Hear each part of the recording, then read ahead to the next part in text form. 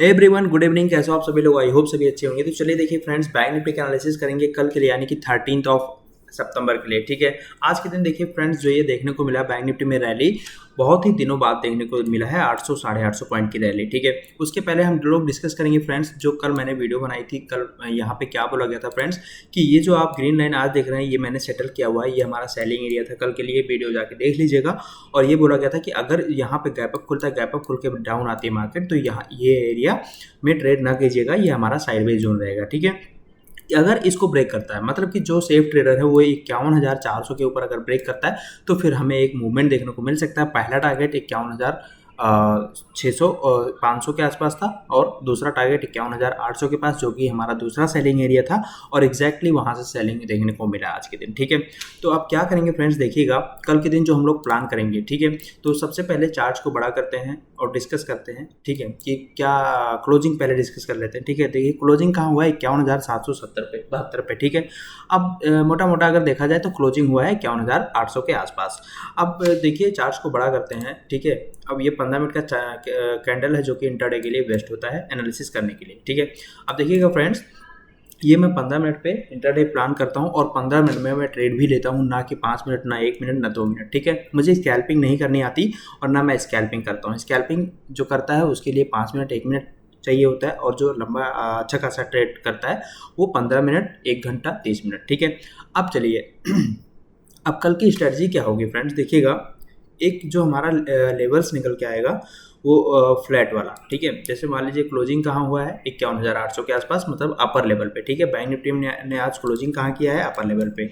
अब यहाँ से क्या करना है, सिंपल फंड है। देखिए अपना जो बैंक निफ्टी का जो सेलिंग एरिया है, पहला सेलिंग एरिया अभी भी प्राइमरी सेलिंग एरिया 51,800 के आसपास, दूसरा सेलिंग एरिया 52,000 के आसपास। ठीक है, जो कि हमारा ये ट्रेंड लाइन को जो है टच करता है। ठीक है, अब देखिए ये हमारा ये गैप है। अब यहाँ पे क्या होगा, कल अगर जो फ्रेंड्स यहाँ से मान लीजिए कि 51,800 पे क्लोज हुआ है, अगर मान लीजिए कि 51,800 के ऊपर, मतलब कि यहाँ पे 900 या 52,000 पे ओपनिंग हो जाती गैप अप। ठीक है, गैप अप से बात कर रहे हैं, अगर 52,000 पे क्लोज ओपन होता है। ठीक है, तो यहाँ पे क्या करेंगे, पहले वेट करेंगे, यहाँ से प्रॉफिट बुकिंग आ सकती है, क्योंकि आज भी कई लोगों ने बुकिंग करके गया हुआ है। इसीलिए जो कैंडल्स बना है ना फ्रेंड्स, रेड वाली जो आप देख रहे हैं, ये प्रॉफिट बुकिंग की वजह से बना है। ठीक है, तो उसके बाद से क्लोजिंग कहाँ आया है, 51,800, मतलब कि ये क्या हो गया, ये हैमर बन गया। ठीक है, तो यहाँ पे जो हैमर बना हुआ है, इसको जो है इसलिए अवॉइड करेंगे इस कैंडल को। ठीक है, अब देखिए जैसे मान लीजिए 52,000 तक यहाँ पे ओपनिंग होता है, तो सेलिंग एरिया कहाँ पे है, एग्जैक्टली 52,000 पे, और 51,800 प्राइमरी,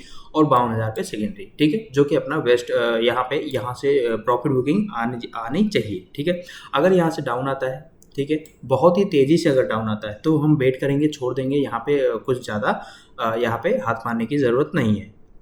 कब तक वेट करेंगे, अगर फिर से यहीं कहीं से रिकवरी आती है। ठीक है, अगर यहीं कहीं से रिकवरी आती है, तो फिर से हम जो है यहाँ पे 200-300 पॉइंट का टारगेट लेके चल सकते हैं, 52,000 के बाद से 52,200 का। ठीक है, नहीं तो क्या होगा, कल अगर जो फ्लैट ओपन होता है तो फिर अच्छा रहेगा। ठीक है, अब फ्लैट ओपन कहाँ से कहाँ तक रहेगा फ्रेंड्स, जैसे कि देखिए 51,800 पे क्लोज हुआ है। ठीक है, अब मान लीजिए कि 51,800 से 51,600 के बीच में, अगर इसके बीच में ओपनिंग हो जाती है, ठीक है, तो हम क्या मानेंगे, 600 तक, मतलब 200 पॉइंट, तो ये फ्लैट नहीं, ये निगेटिव हो जाएगा, मतलब कि गैप डाउन ओपनिंग।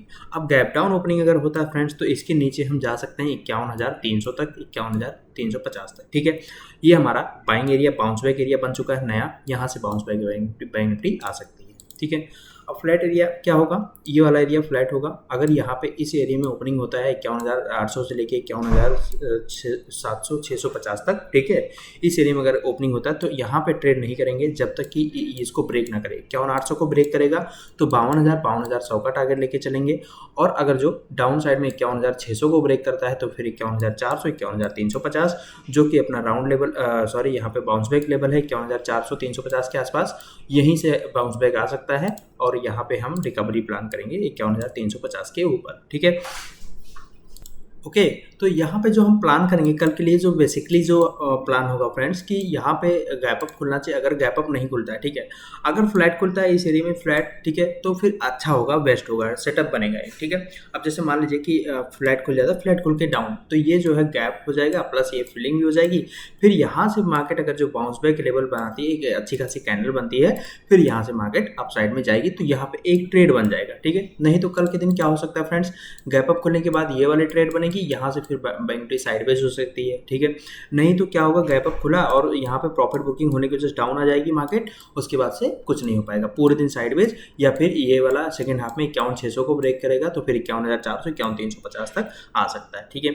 हमारा जो ट्रेड सेटअप बनेगा फ्रेंड्स 51,400 के ऊपर ही बनेगा। 51,400 के ऊपर जहां ये ब्रेक करके अच्छा खासा कैंडल यहाँ पे क्लोजिंग देता है, तो फिर पहला टारगेट लेके चलेंगे 51,700 51,800 का, ठीक है। ये वाला टारगेट फिर से ऑल टाइम फिर से जो है प्रॉफिट मेकिंग कॉल साइड में ट्रेड बनाएंगे। अब देखिए फ्रेंड्स, यहाँ पे अगर कल फ्रेंड्स गैप डाउन ओपन होती है, जैसे मैंने कि बताया कि 51,600 के नीचे अगर जो जाता है, तो फिर 200-300 पॉइंट का टारगेट देखने को मिल सकता है डाउन साइड में, ठीक है। और अगर कल मान लीजिए गैप डाउन खुला और तुरंत रिकवरी आ जाती है, ठीक है, तो हो सकता है इस एरिया में भी साइडवेज हो जाए, ठीक है। जैसे कि आपको मैं हिस्ट्री अगर दिखाऊं तो पीछे साइडवेज हुआ है, ठीक है, कई दिनों से ये वाला, ठीक है। तो यहाँ पे भी इस एरिया में साइडवेज हो सकता है, ठीक है। तो आई होप आपको बैंक निफ्टी की सारे पॉइंट समझ में आए होंगे फ्रेंड्स, कि कल कैसे हमें 13 सितंबर को कैसे बैंक निफ्टी में एनालिसिस करना है और उसी बिहेव पे हमें काम करना है, ठीक है। तो चलिए, जैसे कि मैंने बताया था कल के लिए इंपॉर्टेंट लेवल फ्रेंड्स 51,850 का लेवल, ये वाला लेवल 51,850, हाँ, 850 से 900 का लेवल, ठीक है। और इंपॉर्टेंट लेवल जो नीचे वाला रहेगा बाइंग एरिया 51,350 का लेवल, ठीक है, ये हो गया।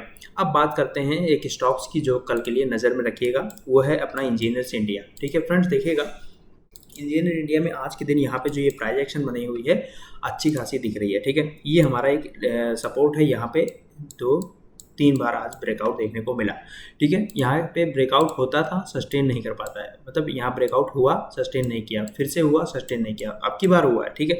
तो कल के दिन अगर ये ब्रेकआउट करके रीस्विंग बना के 1 घंटे में अगर रीस्विंग बना के ऊपर साइड जा रहा है, तो पहला टारगेट इंट्राडे में देखने को मिल सकता है 240 का, और दूसरा टारगेट 245 का, ठीक है। ये 245 का टारगेट, 240 से 245 का टारगेट कल के लिए देखने को मिल सकता है इंजीनियर इंडिया में। अगर आप 1 घंटे में जो है टाइम फ्रेम में देखेंगे, ठीक है, तो ये जो है 3 बार ये ब्रेकआउट एरिया है, तीसरी बार प्लान कर रहा है ये ब्रेकआउट करने की, ठीक है। तो आज यहाँ पे क्लोजिंग हुआ है अपर लेवल पे, ठीक है। अगर ये कल 226 के ऊपर सस्टेन कर जाता है 1 घंटे तक मार्केट, ठीक है, तो उसके बाद ब्रेकआउट आने पे पहला टारगेट जो मैंने बताया 240, दूसरा टारगेट 245, ठीक है। इसको ध्यान से फ्रेंड्स एनालिसिस करिएगा, देखिएगा कल ही, तभी आपको ये समझ में आएगा, ठीक है। अगर मान लीजिए कि 1 घंटे में मॉर्निंग में क्या हुआ कि ये इस लेवल को ब्रेकआउट दे दिया, ठीक है, ब्रेकआउट देने के बाद से फिर से ये जो है इंजीनियर इंडिया डाउन आ जाता है, ठीक है। तो हमें क्या करना है, पहला जो स्टॉप लॉस देखेंगे हम 220 के आसपास देखेंगे, ठीक है। 220 के नीचे अगर निकल रहा है फ्रेंड्स, तो फिर फाइनली जो स्टॉप लॉस रहेगा अपना 205 का, ठीक है, 205 का स्टॉप लॉस रखेंगे, ठीक है। उसके बाद से यहाँ से बैंक निफ्टी कह रहा हूँ, इंजीनियर इंडिया यहाँ से फिर से रिकवरी दिखा सकती है 1 आवर में, ठीक है। चलिए 1 डे में मैंने ये डिस्कस किया है, ठीक है। अगर आप 1 आवर में देखते हैं फ्रेंड्स, चलिए अगर मैं 1 आवर में दिखा ही देता हूँ आपको, ठीक है। अब देखिए, जैसे 1 आवर में मैंने क्या बताया कि यहाँ पे अगर आप देखेंगे तो 3 बार 4 बार यहाँ पे कई बार आपको देखने को मिल जाएगा ये लाइन, ठीक है। अब यहाँ पे 1 आवर में क्या देखने को मिला, 1 2 3 और ये 4, ठीक है। मतलब 3 बार यहाँ पे रेजिस्टेंस फेस करके डाउन साइड जा रहा है, मतलब कि फेल हो जा रहा है, ठीक है। ये चौथा देख लेते हैं, ठीक है। उसके बाद से क्या हुआ कि यहाँ पे ये जो मोस्ट इंपॉर्टेंट लेवल रहेगा अपना 200 कितने का लेवल है आप देख लीजिएगा, ये 213 का, ठीक है। 210 का एसएल रखेंगे अगर, ठीक है, 210 का एसएल और 245 का टारगेट कल के लिए। अब देखिए फ्रेंड्स, अगर ब्रेकआउट आता है कल के दिन में, क्या होता है ब्रेकआउट आने पे, रेशिंग बनने पे तभी हम ट्रेड करेंगे, ऐसे ट्रेड नहीं करेंगे इसमें, ठीक है। तब जाके अपना पहला टारगेट जो बनेगा वो 240 और फिर ये गैप वाला टारगेट 245 250 का टारगेट देखने को मिल सकता है, ठीक है। तो आई होप आपको समझ में आया होगा फ्रेंड्स कि बैंक निफ्टी में कैसे काम करना है, प्लस इंजीनियर इंडिया जो मैंने बताया उसमें कैसे काम करना है कल के लिए, ठीक है। 10-15 पॉइंट मिल सकते हैं कल के लिए इंजीनियर इंडिया में। तो और बाकी आपको डिटेल्स चाहिए होंगे तो टेलीग्राम पे आप देख लीजिएगा, टेलीग्राम पे मैंने दिया हुआ है, वहाँ पे मैं स्विंग ट्रेड प्लस जो है बैंक निफ्टी का इंट्राडे सब कुछ कराता हूँ, ठीक है। बाकी मैं बस ओनली एजुकेशनल पर्पज़ के लिए डालता हूँ, ना कि आपको कॉल टिप्स देता हूँ, ठीक है। आपको अगर जो ऐसे करने हैं, बाई सेल करने हैं, तो आप अपने फाइनेंशियल एडवाइजर से डिस्कस कीजिएगा, उसके बाद ही फ्रेंड्स आप बाई एंड सेल करिएगा, ठीक है। बाकी अगर आपको सीखने हैं, समझने हैं, एनालिसिस करना है, तो आप मेरे यूट्यूब के डिस्क्रिप्शन लिंक पे जाएंगे, वहाँ पे टेलीग्राम का चैनल लिंक दिया गया है, वहाँ से आप ज्वाइन हो सकते हैं। ओके, चलिए बाय बाय, टेक केयर, कल के दिन मिलते हैं फ्रेंड्स।